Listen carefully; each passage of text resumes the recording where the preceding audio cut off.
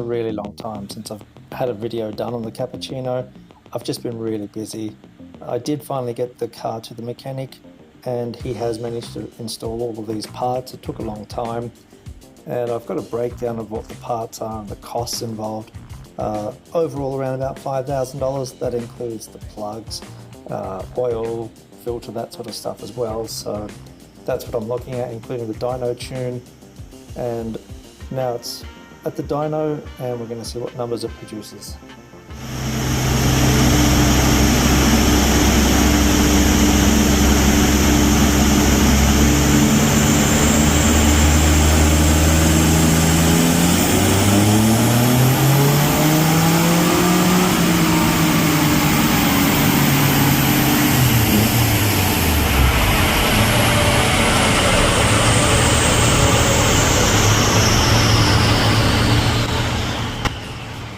So I wasn't there for all of the tuning. The tuner actually had the car for a couple of weeks, but the end result was 102.3 horsepower at the wheels, which is about 70% more than when I first got the car. With those numbers, I was keen to see how it actually performs on the road, so I went out and did some testing.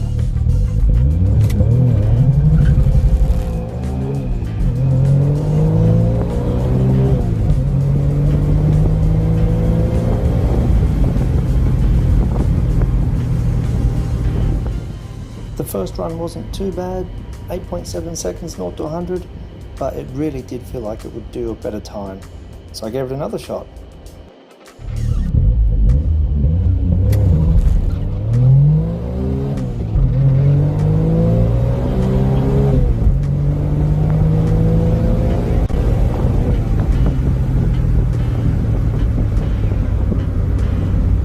The second time round was quicker.